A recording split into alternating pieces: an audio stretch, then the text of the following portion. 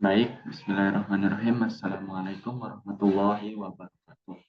Sebelumnya, di video kali ini saya ingin mempresentasikan hasil karya saya, hasil karya yang telah dibuat saya, yang berjudul tentang pengaruh jumlah pekerja formal dan jumlah upah atau gaji bersih sebulan pekerja formal terhadap lapangan pekerjaan utama di Nusa Tenggara Timur tahun 2022. Sebelumnya di sini saya Abu Qasim, NIM 221410014, Ekonomi Syariah semester 4 kelas A. Nah, langsung saja kita mulai presentasinya ya. Next slide itu ada pendahuluan. Nah, pendahuluannya itu penelitian ini menggunakan metode ilmiah berupa kuantitatif yang pengujiannya menggunakan data-data dan analisis statistik. Dengan menggunakan metode kuantitatif, peneliti dapat menghasilkan data yang dapat diukur secara objektif dan menyediakan bukti empiris yang kuat untuk mendukung hipotesis. Nah, studi kali ini bertujuan untuk mengungkapkan bagaimana pengaruh gaji sekunder dan tersier pekerja formal terhadap jumlah pekerja formal di Nusa Tenggara Timur tahun 2022. X. Di sini ada jenis penelitian dan pendekatan atau pendekatan dan jenis penelitian. Yang pertama pendekatan penelitian. Pendekatan yang digunakan dalam penelitian ini adalah pendekatan tentang kuantitatif. Penelitian kuantitatif adalah jenis penelitian yang menghasilkan penemuan-penemuan yang dapat diperoleh dengan menggunakan prosedur-prosedur statistik atau cara lain dari pengukuran. Yang kedua, jenis penelitian. Jenis penelitian ini adalah penelitian asosiatif. Penelitian asosiatif adalah penelitian yang bertujuan untuk mengetahui hubungan atau pengaruh dua variabel atau lebih. X. Di sini ada tinjauan istana. Maka pengaruh jumlah pekerja formal. Pengaruh sekundernya, peningkatan gaji pekerja formal dapat mendorong lebih banyak tenaga kerja untuk bekerja di sektor formal, peningkatan stabilitas kerja, dan mengurangi ketergantungan pada pekerjaan informal yang kurang terjamin. Hal ini juga dapat mengurangi tingkat pengangguran dan underemployment di Nusa Tenggara Timur. Pengaruh tersier itu mencakup dampak yang lebih luas dan jangka yang lebih panjang dari peningkatan gaji pekerja formal, seperti peningkatan kesejahteraan sosial, penurunan tingkat kemiskinan, dan peningkatan kualitas hidup. Selain itu, peningkatan daya beli pekerja formal dapat merangsang pertumbuhan ekonomi lokal melalui peningkatan konsumsi dan investasi yang dikemukakan oleh Solow tahun 1956 menekankan pentingnya akumulasi modal dan peningkatan produktivitas sebagai faktor utama dalam pertumbuhan ekonomi. Dalam konteks ketenagakerjaan formal, akumulasi itu akumulasi modal manusia melalui pendidikan dan pelatihan serta peningkatan produktivitas tenaga kerja formal merupakan faktor penting yang mendorong pertumbuhan ekonomi. Next, tentang metode analisis data. Metode analisis data yang digunakan dalam penelitian ini yaitu analisis regresi multi regression. Analisis regresi berganda digunakan oleh peneliti apabila jumlah variabel independennya minimal 2. Hubungan lebih dari 2 variabel digunakan untuk memperkirakan atau meramalkan nilai dari variabel terikat, karena akan lebih baik apabila ikut memperhitungkan variabel lain yang mempengaruhi variabel terikat atau Y. Dengan demikian, variabel terikat mempunyai hubungan dengan variabel bebas atau X. Samaan modal secara umumnya regresi linear berganda adalah sebagai berikut. Y sama dengan ya, D1X IT plus D2X2Y plus D3X3 IT dan plus DAX4IT plus UIT. Keterangannya itu yang Y-nya itu jumlah pekerja formal X1 sekunder dan yang X2-nya tersier. Next. Nah, ini data penelitian saya tentang jumlah pekerja formal atau Y tahun 2022, yang sekunder X1 di tahun 2022, tersier X2-nya di tahun 2022. Next. Uji normalitas bertujuan untuk menguji apakah dalam model regresi variabel pengganggu atau residual memiliki distribusi yang normal. Nah, bisa kita lihat di sini itu menggunung, artinya hasil uji normalitas programnya itu membentuk kurva menggunung ya. Maka dapat dikatakan pola berdistribusi normal karena tidak ada variabel pengganggu atau residual. Next, sini ada v-plot. Nah, normal v-plot of regression standardized residual. Sini saya menggunakan SPSS. Jadi bisa kita lihat gambarnya itu menggunung ya, atau mendorong ke atas. Nah, kalau datanya itu mendorong ke atas atau gambarnya atau gambarnya itu mendorong ke atas, maka interpretasinya itu hasil dalam uji normalitas di plotnya itu menghasilkan garis diagonal, maka dapat dikatakan bahwa pola berdistribusi normal. Next. Nah, di sini ada gambar unsample Kolmogorov-Smirnov test. Nah, di sini kita bisa lihat bahwa simple sig-nya itu 0,137. Normal parameter sebenarnya 0,0000. Itu di deviasinya 896,12964072. Nah, di sini ada upper bound-nya 0,143. Nah,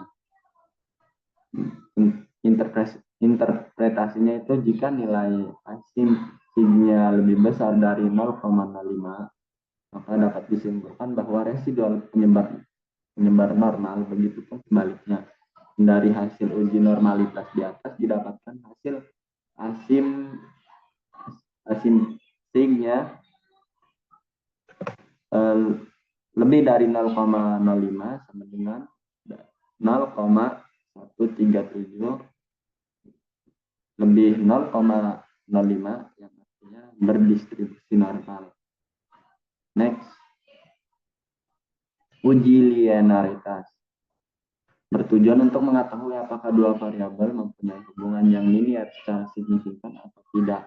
Korelasi yang baik seharusnya terdapat hubungan yang linear antara variabel prediktor atau independen X atau variabel dependen Y. Dasar pengambilan keputusannya itu jika nilai deviation linearity sig-nya lebih 0,05, maka ada hubungan linear secara signifikan antara variabel independen dengan variabel dependen. Nah, jika nilai deviation linearity sig-nya kurang dari 0,05, maka tidak ada hubungan linear secara signifikan antara variabel independen dengan variabel dependen. Nah, jika F hitung kurang dari F tabel, maka ada hubungan linear secara signifikan antara variabel independen dengan variabel dependen. Nah, jika F hitung lebih F tabel, maka tidak ada hubungan linear secara signifikan antara variabel independen dengan variabel dependen. Nah, di sini ada uji linearitas jumlah pekerja formal dengan sekunder. Nah, bisa dilihat bahwa di sini ada linearity-nya itu sum of squares-nya itu di 44939628,661. Di F-nya itu 1, net square-nya 44939628,661.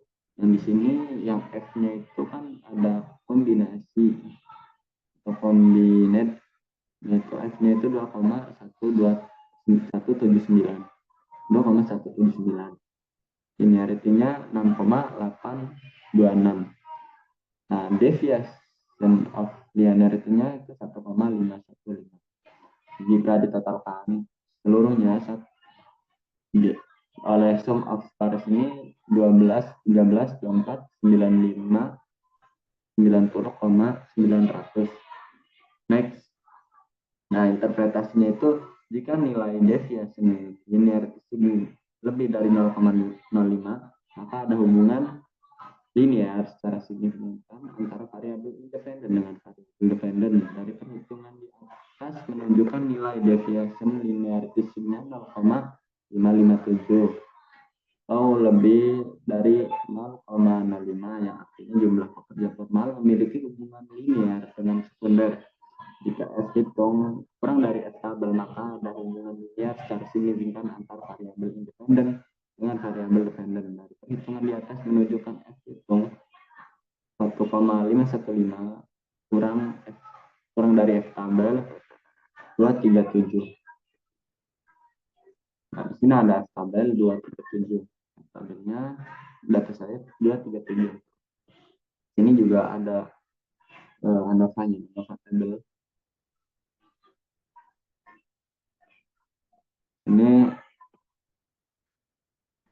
Ini kepotong.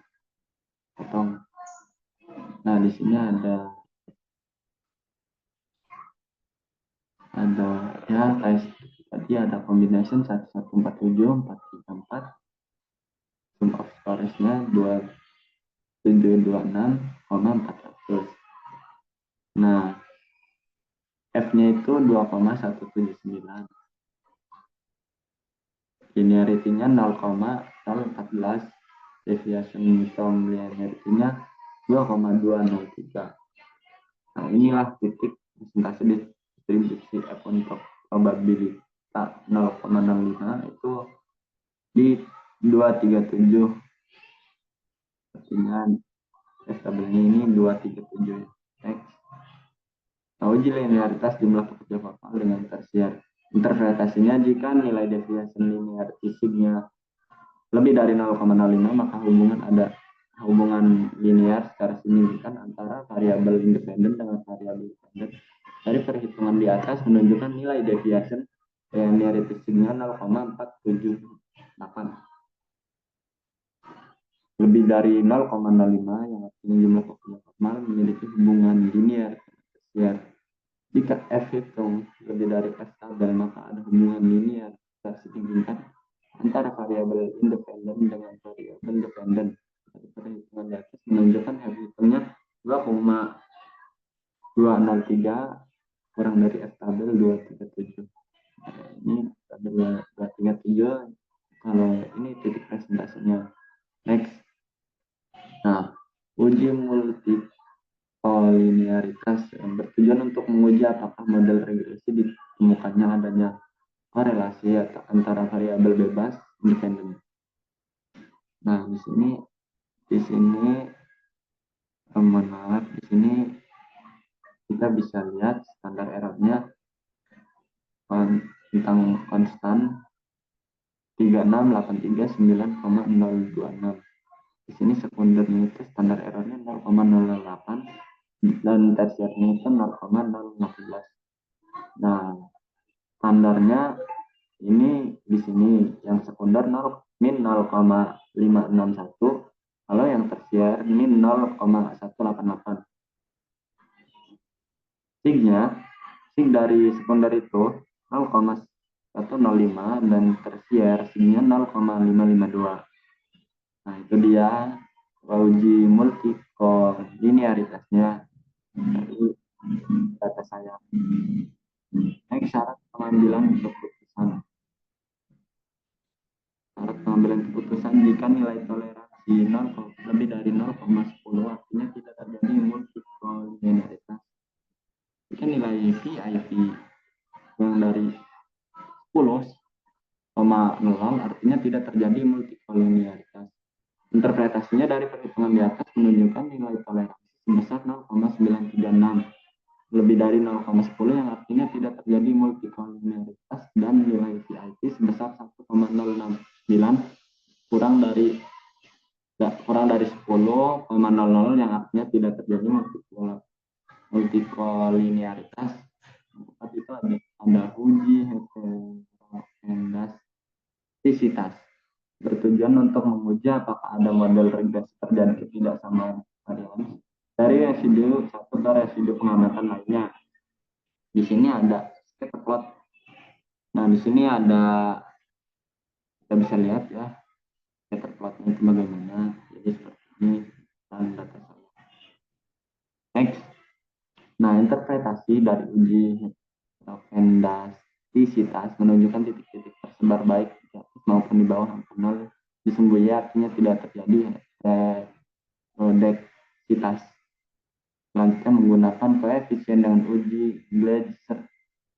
Ini dia. Sini ada sinnya 0,056, sekunder 0,105, yang tersiernya ini min ya, min 1,859, tersiernya min 0 min 0,6225. Nah, interpretasinya jika hasil heteroendastisitas dengan uji Gleiser menunjukkan tidak adanya hubungan yang signifikan antara variabel independen dengan nilai absolut residual, yaitu ditunjuk dengan nilai sig lebih besar dari 0,05. Artinya model ini terbebas dari heteroendastisitas. Next. Uji autokorelasi bertujuan untuk menguji apakah ada model regresi linear, ada korelasi antara kesalahan pengganggu pada periode T dengan kesalahan pengganggu pada periode T-1 sebelumnya, dasar pengambilan keputusan. Nah, jika D kurang dari DL atau D lebih 4 min DL, maka hipotesis 0 ditolak, artinya terdapat autokorelasi. Nah, jika DU kurang 4 min DU, maka hipotesis 0 diterima, artinya tidak terdapat autokorelasi. Nah, jika DL kurang D kurang DU atau D4 min DU kurang D kurang 4 DL kurang min DL, artinya tidak terdapat kesimpulan hasil. Tidak terjadi kesimpulan. Nah, ini hasil uji autokorelasi. Darwin-Watsonnya itu di angka 1,397. Nah, di sini N-nya itu sama dengan 10. Nah, data saya 10, DL-nya itu 0,466. D sama dengan 1,394, DU-nya itu 1,333.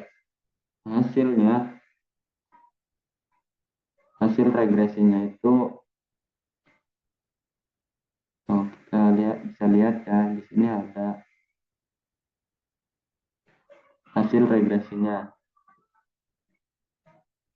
Ini dia hasil regresinya. Terlihat ada persamaan regresi linear berganda, yang dimana Y sama dengan A plus B X 1 plus B 2 kali 2 plus, ini ada global testnya juga, ada hitung tabelnya itu ini ya, SSR per K SE N min K plus 1. F tabelnya itu 237, numeratornya itu 2, denominatornya volume 2 per 1 sama dengan 7. Karena di sini itu ada buka kurung dan tutup kurung. Next.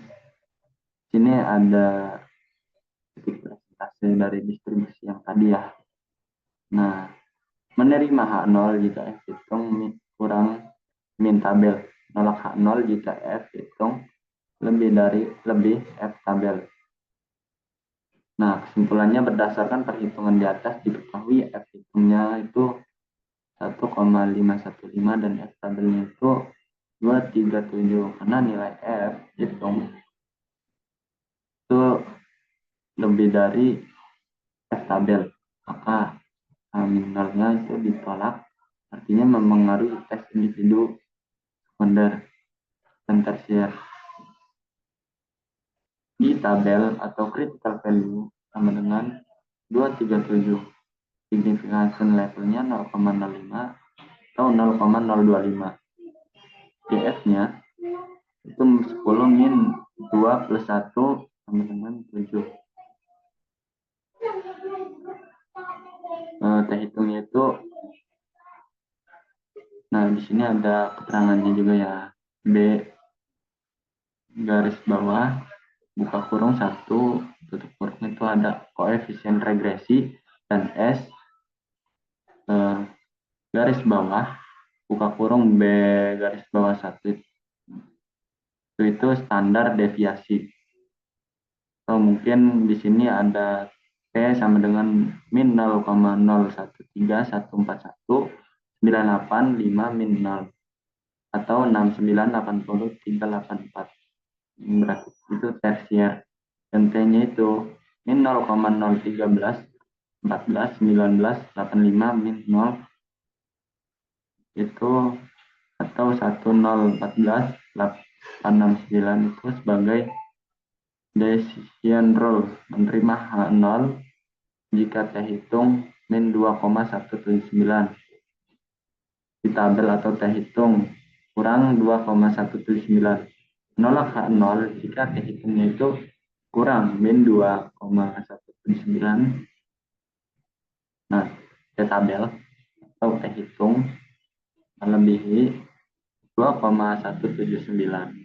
Nah, jika hasil perhitungan T hitung sekunder kurang dari 2,203, menerima H0 yang artinya tidak memiliki pengaruh, dan hasil perhitungan T hitung tersier kurang dari 2,179, menolak H0 yang artinya memiliki pengaruh. Ini itu saja yang bisa saya jelaskan. Kurang dan lebihnya mohon dimaafkan. Wassalamualaikum warahmatullahi wabarakatuh.